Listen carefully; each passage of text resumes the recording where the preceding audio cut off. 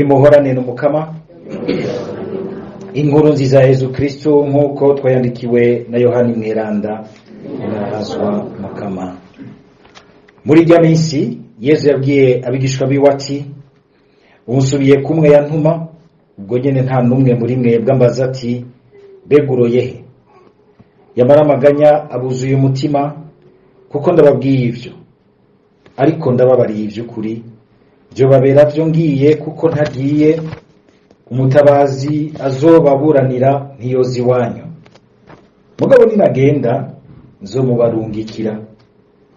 Niyaza rero azomara amazisi, ayimaramarisha igicumuro n'ingingo n'urubanza. Azoyimaramarisha igicumuro kuko abantu batanyemera, ayimaramarisha ingingo kuko ngiye kwa data kandi mutagisubira kumbona. Azoyimaramarisha urubanza kuko uwugabiye isi amaze gucirwa ugwiwe. Dushimagize iyi nkuru nziza ya Kristo.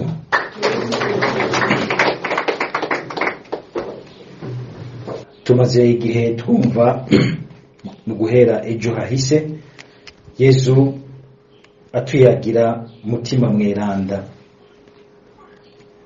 Twabwise ingene ejo amwita ngo n'umutabazi azoza gutabara abatumwa, kandi n'ubu niko asubiye kumwita ko ariwe azoza agaheza agashitsa rwose igikorwa Yezu yatanguye muri bo.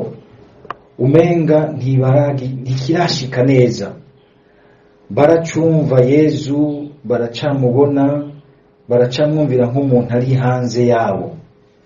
Ariko aho mutima mweranda azozira, kuko Yezu yagiye kumubarungikira, azokorera muri bo batangare mu kubona ingene ivyaba muri Yezu bisigaye bibabamo. Kandi aho rero niho hari igitangaro gikomeye, kubona Yezu atubamwo tukamwiyumvamo, nka kumwe Pawulo agiriga akagira ati, ubu numva umenga sije nkibaho, ahubwo ngo ni Yezu abaho muri jewe. Kandi Yezu kugira ngo agende avyumvamwo inyungu yabo. Kubera iki? Kubera yuko burya hariho ugutandukana kuzana ugukura. Umwana adatandukanye na nyina we ngo ave mu nda ya nyina wiwe ntazoshobora kubona isi, azobona agasiga agarukira hariya mu mbanyi kwa nyina gatonya. Ariko asokorotse akava muri nyina wiwe abona ibindi bintu byiza byinshi bihanitse biri hanze byari bimurindiriye, akabona abantu benshi bamurindiranye urukundo. Umwana adatandukanye n'ibere ntazomenya ko ipirawu iryoshe. Abantu bakunda ipirawu rwose. Ndibuka mutoyi wanje mbaza abona ndiko ndaja muri Grace Mere ko atangura kwitegura kuba pati, ngo mbe n'ijuru ngo hari inyama n'ipirawu, hari ibiryoshe gusumba ngaho. Adatandukanye n'ibere rya nyina ntazomenya ko hari ibindi bintu biryoshe.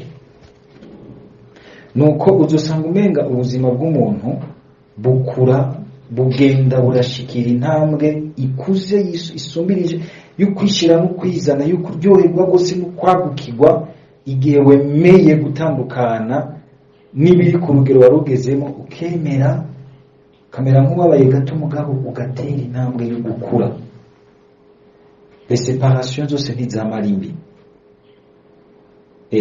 Mbere rimwe kenshi usanga ari nziza kuko zidutegurira gukura no gutera intambwe imbere.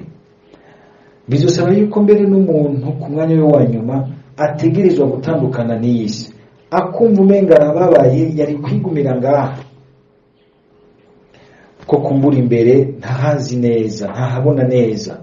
Yezu kuko ahazi biramuhimbara ko agenda, kandi kuko azi ibizozana nayo mu kugenda. Abatumwa ntibavyumva muri uyu mwanya, mugabo we aravyumva akagira ati, mwihangane muhimbarwa ahubwo ko ngiye, kuko hinge muze mubona ibintu bizoba ko by'ibitangaza, muhimbarwe no kubona namwe by'ukuri uwo musangiye umutima umwe, nanjye musangiye umutima umwe na data. Turabyumvise muri iki gisoma cya mbere rero ingene Paulo na Silasi babibona murumvise ingene ibintu biraryoshe rwose, biranatangaje rwose. Ububasha bwiza bw'ijambo ry'Imana bubakoreramo, bakubiswe amahiri ni bikomere hirya no hino ku mubiri wabo, ariko ububasha bw'ijambo ry'Imana buri muri bo ntibusanzwe ku buryo bunabibagiza ububabare bwose bagize, bakabirengera, bakaninahaza Imana mu ibohero. N'ibyo bintu mwumva ari ibintu bisanzwe, mugabo n'ubu Yesu aracabikora. Ugashobora guhura n'umuntu afite ububabare budasanzwe, musanze nko mu bitaro, mugabo kuko yamaze kubwakiramo Yesu Kristo, ukumva ingene akuyagisha, nta mwidogo, nta kwijogota, suvuye ko atababara oya. Ndibuka n'umwe yagira ati, iyo numva ko mbabaye cyane ndashobora gusaba abantu b'iwanje bagasohoka nkari ruko iwanje, kuko ama kubaremereza amarira yanje, kuko ndabakunda, sishaka kubabona nabo babaye. Ubwo n'ububasha bwiza bw'ijambo ry'Imana, kuko twese iyo hagize agakoma, umwe wese arijogota akidoga kugira abantu bose bamwitwararike, bakuyakuye, bahoyahoye, uko abantu tumeze, kwikwigera ku rukundo rwose. Ariko kuko buzuye ijambo ry'Imana, ahubwo nibo baremesha abandi abanyamunyororo, ngo bakaninahaza Imana abandi mu munyororo, bikabatangaza.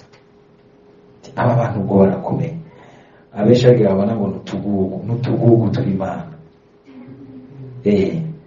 Aho abandi mu kwigira yuko umenga barahabona, barazi kugira ibiharuro, bicwa n'ibyo biharuro by'ubuzima bwabo bwugarijwe, bijogota, biyanka, basiba, batukagura, bo baraninahaza Imana, ukamenga n'inguma zabo nta nizo bacyumva.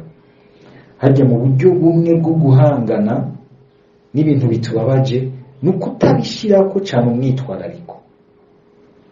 Kuguma ndazi umuntu w'umugenzi ari yamari trop sérieux, hari abantu baba trop sérieux gushikaho biyankombra bonyene,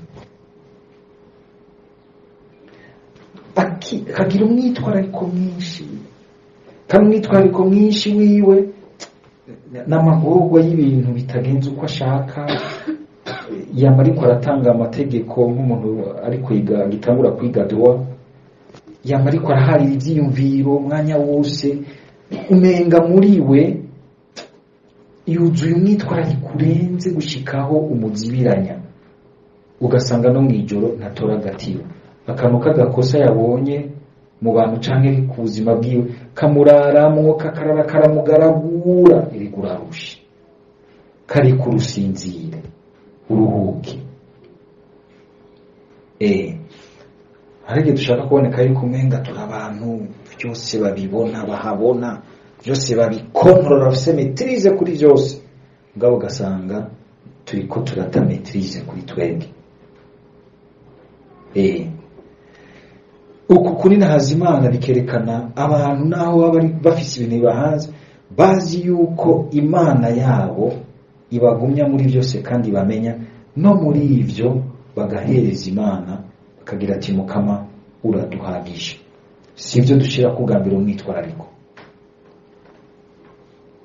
bigaca vyoroha muri bo kurengera, hanyuma ngo kwiyakira, tukarengera, tukarondera ikindi ahubwo kiza gihubura ivyo bindi turimo mu bundi buryo, kwataka ikintu atari dofasi mugabo ukagikontorora, ukagica inyuma. Muze mubigerageze mu buzima muraba, muzosanga ibintu ari byo. Mugabo tugaruke twibaze, be byari bivuye kuki kugira ngo Paulo na Silas babate mu ibohero? Kuko aho igisoma nicabizanye neza, ngo nuko Paulo na Silas bari basengeye umwana w'umukobwa yakoreshwa ibikorwa by'ubupfumu n'amashitani, hama hakariho abantu rero bamucisha amafaranga, abantu bamukoresha muri business yabo y'ubupfumu. Hama Paulo ko ijambo ry'Imana akaza aratera urwamo ngo n'abantu b'Imana, akabakurikiza amajambo n'abantu b'Imana. Paulo atera arabona ati uyu si umutima w'Imana, n'umutima w'ishetani ugomba gusamaza abantu, wiyambitse ukomenga uri kuri urerekana ko ari iby'Imana. hari abantu burya dushobora kubona umenga bari mu by'Imana mugabo aragashitani ko karabakoresha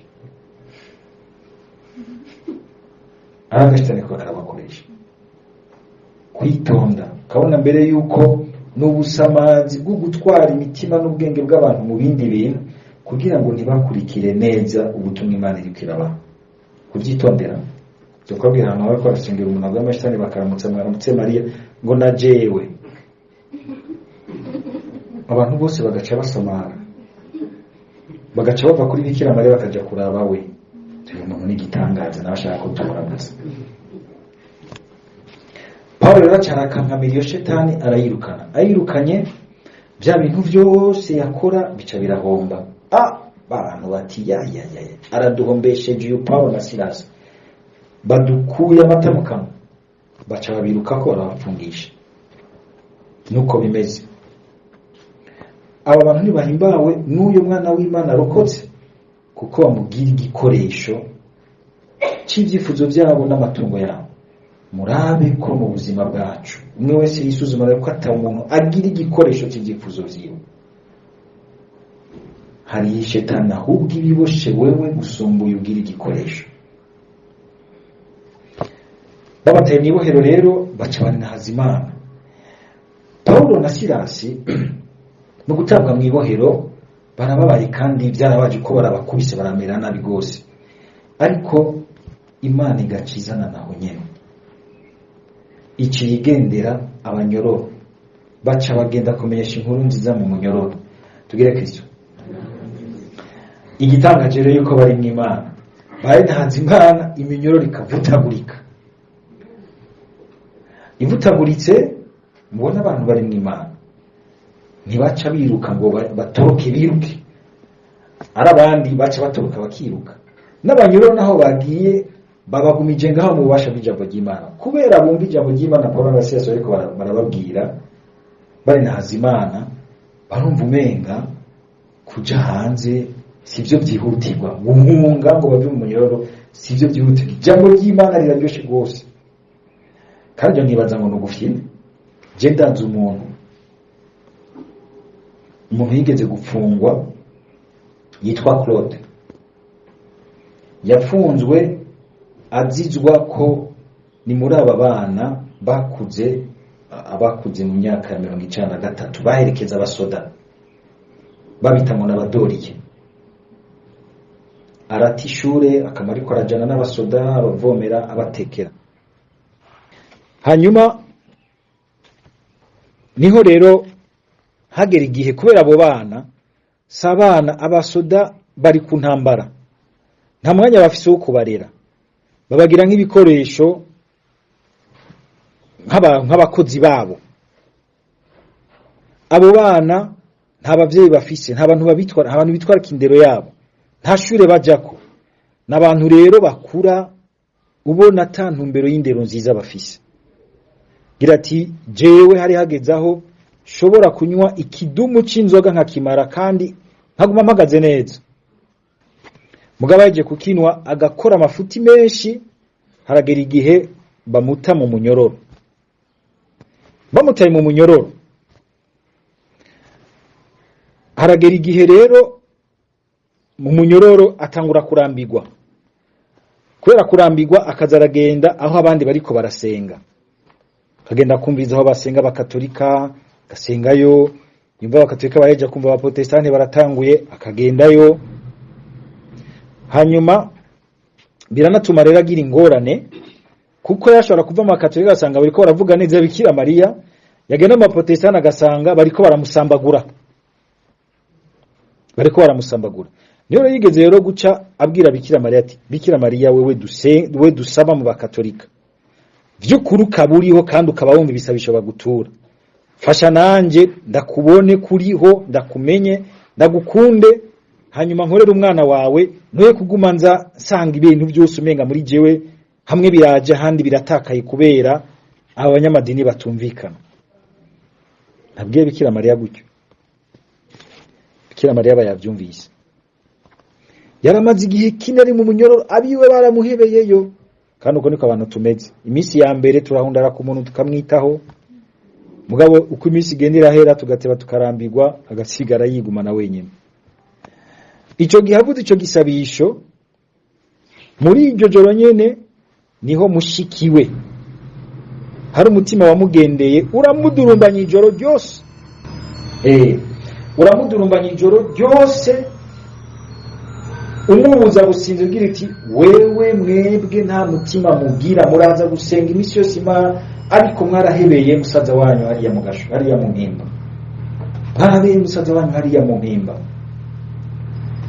Ico gihe yari yasavye Bikira Mariya agira ati ikimenyetso ngusavye kizonyereka yuko vy'ukuri uriho kandi igisabo canje wacumvise, ninabona hagize umuntu w'iwacu asubiye kunkubitiza kwa gatima akanyibuka akaza kundaba, nzoca menya ko ari wewe, nzoca nshikama ngaho ndagukurikire nkorera umwana wawe Yesu Kristo. Muri iryo joro nyene ariko arasenga niho mushikiwe nawe nyene yaburanirwa. Bukeye mu gatondo arategura ibintu agenda kumuraba, aza yumva muri ya masaha bagenda kuraba nyoro mu masaha yo kumenga ku muhinga mu gatonya, aje baramuhamagaye Claude, barahamagara gose abanyabanyoro hari. Yumvise umuntu amuhamagaye aritaba, asanga mu ucunga mu nyororo, ati hari umuntu aje kukuraba. Agatima kacagara kubita, cyibuka cagisabisho yarayabwiye Bikira Mariya. Aravye gutya abona ni mushikiwe, atangura kurira. Bari umusore yanywe igipipa c'inzoga cose, ibindi byose nta kintu na kimwe camukoroza iryosozi, mugabo muri iyo mwanya ararira. Mushiki wabonye arize na mushiki nawe acararira, batangura kurira bose. Umwe arabaza mugenzi ati none urizwa niki? Ati wowe urizwa niki? Claude ashitangura kubwira mushiki bati ntibaze ko ndiko ndarira kuko gusa aramaranga mutima y'inkombo nari ndagufitiye. Oya, ati nuko mbonye ko Bikira Mariya ariho aranyishuye. Acabwira mushiki we. Mushiki we acamubwira ati ahubwo ntavyuzi, niko jewe ndiko ndarira kubera yuko nari maze iminsi ntakubona kandi hari ijwi ryarayirandurumbanya yuko twaguhevye. Numvise ibyo ngiyeho ciye numva sinzi ibintu Imana ikora. Claude acaratangura gukorera mu kanwa, cyatangura gukunda rwose Bikira Mariya. Claude kuri Bikira Mariya gucira kwizusi ngo byari bazongo ngo n'umugore nk'abandi, jewe naramwiboneye mu gasho. Haragera igihe rero barashikira dosiye bagira bamucira urubanza kugira ngo mwumve ingene ibintu bye bisa n'ibya Paulo na Silas. Bagira bamucira urubanza acabwira Yesu na Bikira Mariya ati jewe ndumva amanyama ataramperamo, inyota y'inzoga ntiramperamwo mu kanwa, kandi sindamenya neza ijambo ry'Imana. Nosohoka aho hanze muhava asubira muri bya bindi. Ndagusabye nibaca urubanza banyongera indi myaka 5 yo kuguma ngaho. Jewe n'abavyumva kandi baza muri nkuru nuko atakiri ino no mubaze kandi urubanza baca barucuko nyene imyaka 5 aza arasoma ijambo ry'Imana. Hano umuntu yisabira kuguma mu nyoro yarabohotse, hari mu nyoro barashaka gusanga y'abantu babohotse rwose kandi bari mu gusoma nk'ibibaza muti turidegembya bariya n'imihimbiri ntibobona barakoza amabi ntibakome musosi. Nimenye ko ari wowe kure y'Imana ubona ngo uridegembya ngaho. Umwidegembyo wa mbere uri muri twebwe, uri muri twebwe.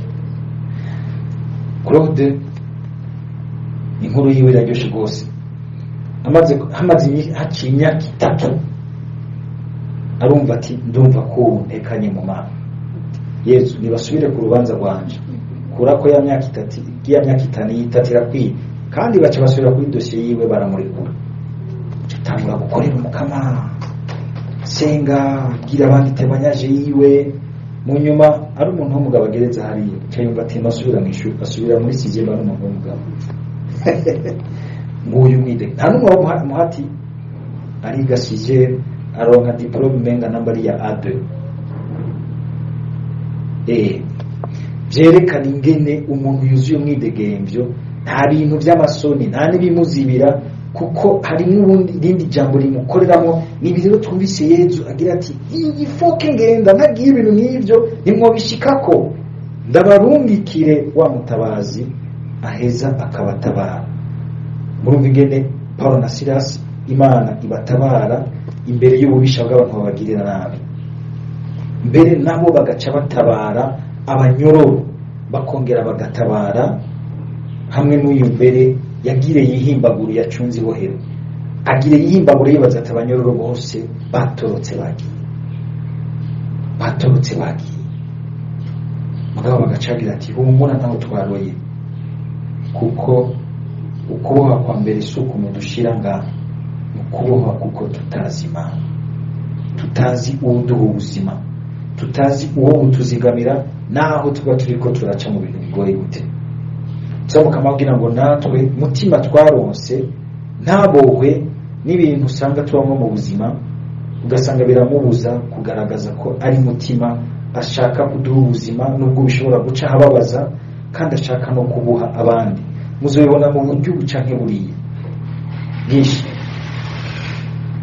Twari kubaranya tubyaka tugana amatemanyaje ibintu bene ibyo, ariko nimutwara ko kugira impamvu mugira constipation ndatsiko nawe mukenera gufungura n'ibindi. Uwo mukama muri mutima we mweranda igihe tumukundiye aradukorera ibintu bibohora ubuzima, bikabuha akanyamuneza, ku buryo koko tubaho nk'abantu bidegembya batakiboshwe n'ibinabiriya tumuturi ibyo byose tubona bikiboshe imizirikani yacu, imitima yacu, ibituboheye mu bwoba, ibituboheye mu byaha, mu ngeso, canke ibiboshe imigenderanire yacu, kugira ngo koko mutima mweranda aguma agaragaza yuko Yesu ari muzima muri twebwe, ari muzima hagati yacu. Amen.